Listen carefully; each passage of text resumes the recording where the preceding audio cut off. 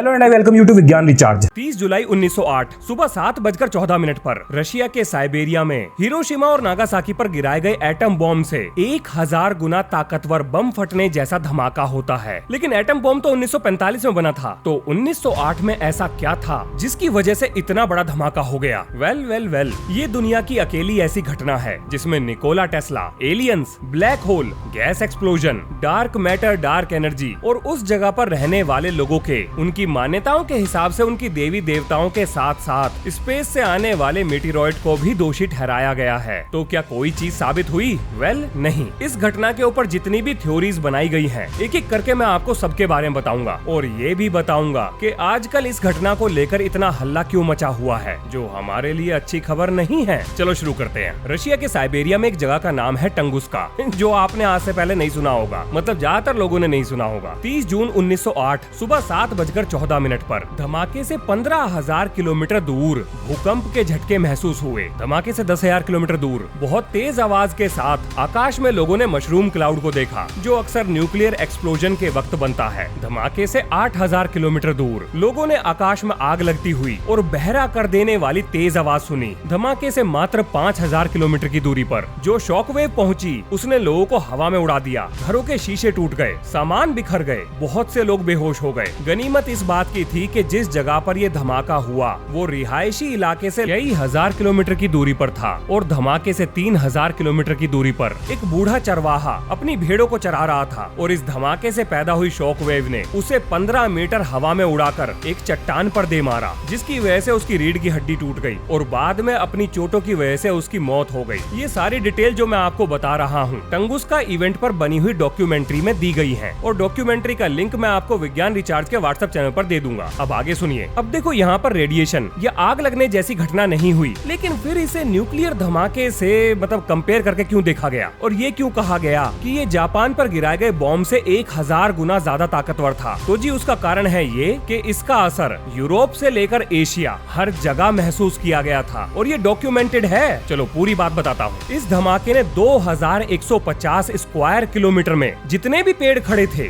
सबको फ्लैट कर दिया था। या तो वो पेड़ पूरी तरह से जमीन पर लेट गए थे या फिर वो बिना पत्तों के, बिना टहनियों के, बिना किसी डाली के सीधे खंबे की तरह खड़े थे। इस धमाके की एक और खास बात थी, इस घटना के कई हफ्तों तक यूरोप और एशिया में रात के समय अंधेरा होना बंद हो गया था। लोग रात में न्यूज़पेपर पढ़ सकते थे। अब क्योंकि किसी मीटियोर यानी स्पेस से आने वाला वो पत्थर जो धरती की सतह पर जाके टकराएगा, उसके कारण रात को दिन में बदलने वाली घटनाएं नहीं होती। मतलब जब वो टकरा चुका है तो कई हफ्तों बाद आकाश में रोशनी कहां से आएगी? इसीलिए सबसे पहले इस मीटियोर वाली थ्योरी को खिड़की से बाहर उठा के फेंक दिया गया और उसके बाद पूरे सम्मान के साथ वापस भी उठाकर लाया गया। ऐसा क्यों हुआ ये मैं आगे बताऊंगा। और मीटियोर वाली थ्योरी को वैज्ञानिकों ने इसलिए भी सम्मान नहीं दिया क्योंकि घटना की जगह पर कोई भी गड्ढा नहीं था। अब अगर कोई पत्थर ताबड़तोड़ रफ्तार में जमीन से टकराएगा तो गड्ढा तो करेगा, और वो भी इतना बड़ा पत्थर जिसने 2000 किलोमीटर का एरिया बिल्कुल फ्लैट कर दिया हो, तो उसका कम से कम गड्ढा तो मिलना चाहिए। हाँ जी, गड्ढा ही नहीं मिला, जमीन बिल्कुल फ्लैट। लेकिन हमें कैसे पता लगा कि वहाँ पर जमीन फ्लैट है जब वहाँ कोई गया ही नहीं? क्योंकि जनाब टंगुस्का इवेंट के 20 साल बाद मिनरोलॉजिस्ट लियोनार्ड कलक टंगुस्का इवेंट की साइट पर पहुँचने की कोशिश करते हैं। शब्दों पे ध्यान दीजिए, मैं ये नहीं कह रहा हूँ कि वो साइट पर पहुँच गए, बल्कि मैं ये कह रहा हूँ कि ये पहुँचने की कोशिश करते हैं। अब इस बात का क्या मतलब है, अभी एक्सप्लेन कर देते हैं, सुनो ध्यान से। जब लियोनार्ड टंगुस्का के लिए अपनी यात्रा के मध्य में थे तो रास्ते में जब उन्होंने लोकल से बात करी तो उन्होंने ये कहा कि ये घटना उनके देवी देवताओं के श्राप की वजह से हुई है, क्योंकि आसमान को चीरती हुई बिजली यहाँ पर आकर गिरी थी। आसमान को चीरती हुई बिजली, इशारा समझ रहे हो ना? हाँ, निकोला टेस्ला और उनके द्वारा बनाया गया डेथ रे। अब डेथ रे के बारे में बाद में बताऊंगा, पहले जरा जनाब की यात्रा पूरी करा लेते हैं। तो जी इनकी यात्रा बिल्कुल भी आसान नहीं रही। अपने साथ ये जो घोड़े लेकर आए थे वो बीमार हो गए और रास्ते में ही मारे गए। जो आदमी ये अपने साथ लेकर आए थे वो भी बीमार पड़ गए, उन्हें इन्फेक्शन हो गया और उनमें से भी कुछ मारे गए। जो खाना ये अपने साथ लेकर चले थे वो बीच रास्ते में ही खत्म हो गया। तो ये जंगल में मिलने वाली चीजों से अपना अपना गुजारा कर रहे थे। और जब इन्हें ये लगा कि अगर ये वापस नहीं लौटे तो मर जाएंगे, तब इन्होंने ये डिसाइड करा कि ये धमाके के एपी सेंटर पर नहीं जाएंगे, यानी ये एग्जैक्ट लोकेशन से कई हजार किलोमीटर दूर आसपास मौजूद सबूतों को लेकर वापस चले जाते हैं। तो इनके द्वारा इकट्ठा किए गए सबूतों से आखिर क्या पता लगा? कुछ नहीं, हाँ जी, कुछ भी नहीं पता लगा, सिवाय इस चीज के कि धमाके का असर कितना बड़ा था। अब बात करते हैं टेस्ला के डेथ रे की। तो डेथ रे के बारे में जानने से पहले आपको 3-4 लोगों के बारे में पता होना चाहिए, जिनमें से पहले हैं जेपी मॉर्गन। अब ये कौन है? बस अब ये है पैसे वाली पार्टी। वार्डनक्लिफ टावर में टेस्ला जो भी एक्सपेरिमेंट कर रहे थे, उसके खर्चे का पर्चा इन्हीं के सर पे फट रहा था। दूसरी शख्सियत है एडमिरल रॉबर्ट पेरी। अब ये कौन है? तो जी ये अमेरिकी सरकार के कहने पर सारे साजो सामान को लेकर नॉर्थ पोल की तरफ जा रहे थे, मतलब किसी मिशन पर थे जिसको अमेरिकी सरकार ने डिस्क्लोज नहीं किया है। और तीसरे हैं निकोला टेस्ला, जो कह कुछ रहे थे और कर कुछ रहे थे, जिसका किसी को भी नहीं पता था। अब इन सारी कड़ियों को जोड़ते हैं। 1901 में निकोला टेस्ला जेपी मॉर्गन के पास जाकर कहते हैं, सुनो मॉर्गन भैया, पैसा करेगा ताथैया अगर तुम मेरे प्रोजेक्ट में पैसा लगाओगे तो। अब भैया पूंजीवादी सोच के धनी जेपी मॉर्गन निकोला टेस्ला से उनके प्रोजेक्ट के बारे में डिटेल मांगते हैं। जेपी मॉर्गन को टेस्ला बताते हैं कि उन्होंने लॉन्ग डिस्टेंस रेडियो सिग्नल भेजने वाला जुगाड़ बना लिया है और इसको चलाने के लिए बिजली की सप्लाई देने की भी जरूरत नहीं है, क्योंकि ये अपनी बिजली का जुगाड़ खुद कर लेगा। बोले तो वायरलेस इलेक्ट्रिसिटी। अब जेपी मॉर्गन को ऐसा लगता है कि अगर अमेरिका किसी युद्ध में हिस्सा लेता है तो जंग के हालातों में वो अपने इस एंटीना को सरकार को बेचकर खूब सारा पैसा बना सकते हैं। अब जेपी मॉर्गन ने निकोला टेस्ला से ये कहा कि भैया तुम्हारा ये लॉन्ग डिस्टेंस रेडियो सिग्नल भेजने वाला एंटीना काम भी कर पाएगा, ये कैसे साबित करोगे? मतलब मुझे कुछ तो ऐसा दिखाओ जिससे मुझे विश्वास हो सके कि अगर मैं पैसा लगाऊं तो मेरा पैसा डूबेगा नहीं। अब निकोला टेस्ला कहते हैं, मॉर्गन बाबू मत घबरा, तू चिंता ना कर, नाम पे ट्रस्ट कर, टेस्ला हूँ मैं। ये कुछ ज्यादा हो गया। मतलब निकोला टेस्ला मॉर्गन को विश्वास दिलाते हैं कि चिंता मत करो, मैं ये काम कर लूंगा। और मॉर्गन उन पे विश्वास करके पैसे की सप्लाई चालू कर देते हैं। वार्डनक्लिफ में टावर बनना शुरू होता है, लेकिन 1904 आते आते जेपी मॉर्गन का धैर्य जवाब दे देता है। वो निकोला टेस्ला से कहते हैं, देखो भैया या तो कुछ करके दिखाओ, नहीं तो मैं ये सारा तामझाम बेचकर अपने पैसे वसूल करने के रास्ते पर चल पड़ूंगा। अब यहाँ एंट्री होती है एडमिरल रॉबर्ट पेरी की। अमेरिकी सरकार रॉबर्ट पेरी को नॉर्थ पोल भेजना चाहती थी, लेकिन नॉर्थ पोल की समस्या ये थी कि वहाँ पर नेविगेट करना आसान नहीं था, क्योंकि इतनी दूर कम्युनिकेशन का कोई भी साधन नहीं था। मान लो कोई दुर्घटना हो जाए और मदद बुलानी पड़ जाए तो वो कैसे बुलाएं? अब निकोला टेस्ला रॉबर्ट पेरी से जाकर मिलते हैं और उन्हें अपने द्वारा बनाया गया एक रेडियो रिसीवर अपने साथ ले जाने के लिए कहते हैं, क्योंकि उस समय पर टेस्ला के द्वारा बनाया गया वो रेडियो सिग्नल रिसीवर इकलौती ऐसी मशीन थी जो लॉन्ग डिस्टेंस रेडियो कम्युनिकेशन कर सकता था। अब इस एक तीर से दो निशाने लग गए। यहाँ से जेपी मॉर्गन को भी ये बात पता लग जाएगी कि टेस्ला के द्वारा बनाए गए जुगाड़ में दम है, और दूसरा एडमिरल रॉबर्ट पेरी की भी समस्या सुलझ जाएगी। लेकिन ऐसा हुआ नहीं। दरअसल 1906 में जेपी मॉर्गन ने पूरी तरह से पैसे की सप्लाई बंद कर दी। वार्डनक्लिफ टावर का काम रुक गया। अब निकोला टेस्ला अलग अलग इन्वेस्टर्स के चक्कर लगाने लगे ताकि वो निकोला टेस्ला के प्रोजेक्ट में पैसा लगाएं और वो पूरा हो सके। अब समय आ चुका था 1908 का। निकोला टेस्ला ये बात बहुत अच्छे से जानते थे कि रॉबर्ट पेरी नॉर्थ पोल की तरफ जा रहे हैं और पूरी दुनिया की नजर रॉबर्ट पेरी के इस एक्सपेडिशन यानी खोजी अभियान पर है। तो अब अगर उन्होंने वायरलेस एनर्जी से जुड़ा हुआ कोई एक्सपेरिमेंट दुनिया को करके दिखा दिया जिसके गवाह रॉबर्ट पेरी बन जाएं, तो उन्हें उनके प्रोजेक्ट के लिए फंडिंग दोबारा मिलनी शुरू हो जाएगी। अब निकोला टेस्ला ने रॉबर्ट पेरी से कहा कि मैं एक एक्सपेरिमेंट करने जा रहा हूं और तुम्हें सिग्नल भेजूंगा। रॉबर्ट पेरी ने पूछा, पर मुझे सिग्नल का पता कैसे चलेगा? निकोला टेस्ला ने कहा, चिंता मत करो, जब मैं सिग्नल भेजूंगा तो पूरी दुनिया को पता लग जाएगा। और निकोला टेस्ला ने अपनी मशीन चालू करके वार्डनक्लिफ टावर से एक बहुत जबरदस्त एनर्जी का बोल्ट नॉर्थ पोल की तरफ भेजा, लेकिन वो नॉर्थ पोल नहीं पहुंचा, वो कहीं और जाकर गिर गया। और अब आप समझ गए होंगे कि वो कहां जाकर गिरा था। क्या इस बात को किसी ने एक्सेप्ट किया कि टंगुस्का में जो भी हुआ वो निकोला टेस्ला के डेथ रे की वजह से हुआ था? वेल,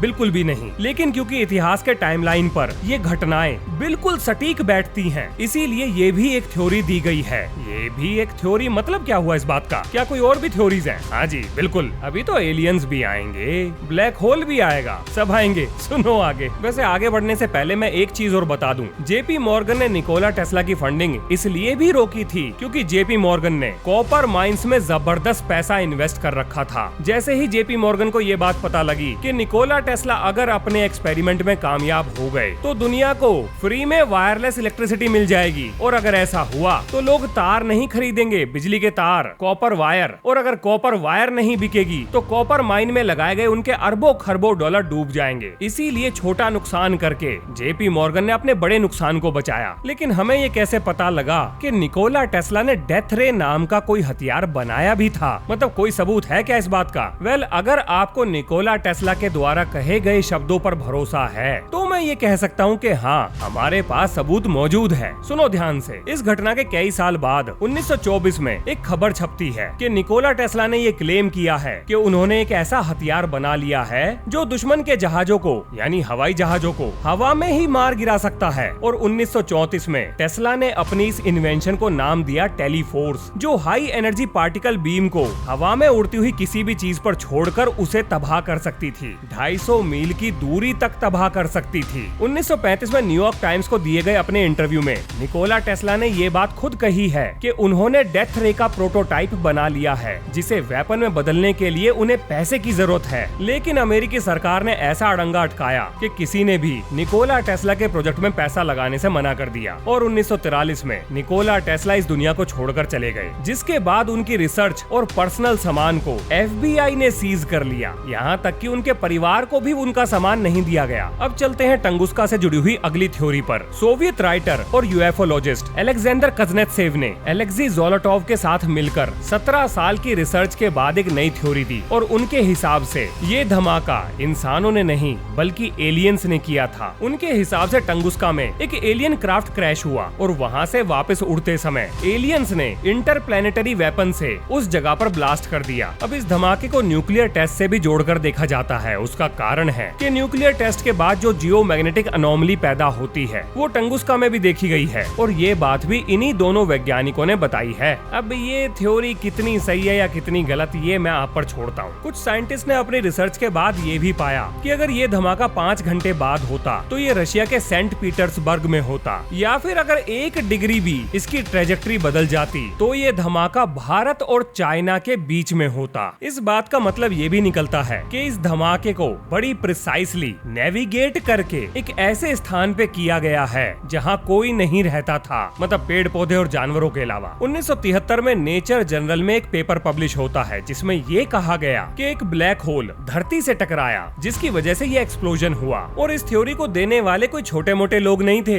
बल्कि ये theory centre for relativity university of Texas से आई थी। इस थ्योरी में ये कहा गया कि ब्लैक होल टंगुस्का से जाके टकराया और धरती के नॉर्थ अटलांटिक रीजन से बाहर निकल गया। यहाँ पर इस बात पर भी जोर दिया गया कि टंगुस्का में एंटी मैटर और मैटर के बीच में कोलिजन हुआ था। जैसा कि हम जानते हैं कि जब मैटर से एंटी मैटर टकराता है तो वो अनाइलेट हो जाते हैं, यानी खत्म हो जाते हैं। लेकिन खत्म होने से पहले जबरदस्त एनर्जी पैदा होती है। तो टंगुस्का में जो धमाका हुआ था वो इसी एनर्जी की वजह से हुआ था, ऐसा भी बहुत सारे वैज्ञानिक मानते हैं। अब इसके बाद एंट्री होती है ऑथर जूल्स वर्न्स की। इन्होंने ये कहा कि टंगुस्का के नीचे मीथेन गैस का भंडार था, जिसका प्रेशर जब वहाँ की जमीन नहीं झेल पाई तो वो गैस बाहर निकल आई और उस गैस के ऊपर जब बिजली गिरी तो उसकी वजह से ये धमाका हुआ। लेकिन जमीन में कोई गड्ढा नहीं हुआ, यही तो सबसे बड़ी समस्या थी।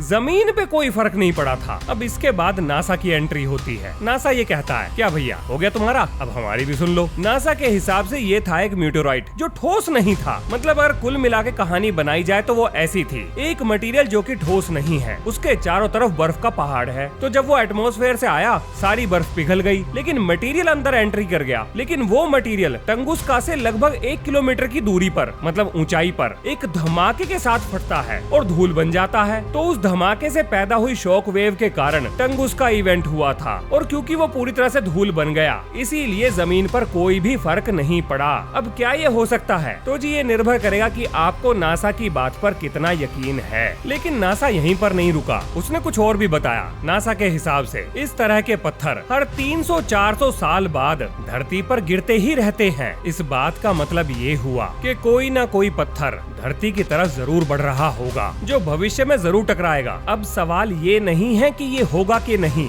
बल्कि ये है कि ये होगा कब, पर होगा जरूर। इस चीज को साइंटिस्ट बहुत सीरियस ले रहे हैं, इसीलिए नासा ने डार्ट मिशन लॉन्च किया, यानी कि डबल एस्टेरॉयड रीडायरेक्शन टेस्ट, जो कि 26 सितंबर 2022 को सक्सेसफुल रहा था। जिसका नतीजा ये निकला कि इस एस्टेरॉयड की जो ट्रेजेक्ट्री थी उसको 33 मिनट शिफ्ट कर दिया गया। अब 33 मिनट का यहाँ पर मतलब है जैसे डिग्री और रेडियन होता है ना, तो रेडियन में मिनट भी होते हैं, तो ये वो वाले मिनट हैं। अब ये सुनने में ज्यादा नहीं लगेगा, लेकिन जितनी दूरी पर ये एस्टेरॉयड धरती से था, ये तो बहुत है। धरती को बचाने के लिए काफी है। नासा के हिसाब से 10 लाख एस्टेरॉयड धरती पर तबाही मचाने के लिए बिल्कुल तैयार बैठे हैं, जिनमें से बहुत सारों को तो ट्रैक भी किया जा चुका है। लेकिन उनका क्या, जो अभी भी हमारी नजरों से छुप कर बैठे हैं, वो तो कहीं से भी आ जाएंगे। और तब क्या होगा? एक और मास एक्सटिंक्शन। टंगुस्का इवेंट मानव इतिहास का अब तक का सबसे बड़ा धमाका था, जिसके सही कारणों का आज तक पता नहीं चला है। और उसके बारे में जितनी भी थ्योरीज हैं, मैंने आपको सारी बता दी। अब आप ये बताइए कि आपको इनमें से किस पर यकीन है। तो ये है इस वीडियो का अंत। मिलते हैं नेक्स्ट वीडियो में। जय हिंद, जय भारत।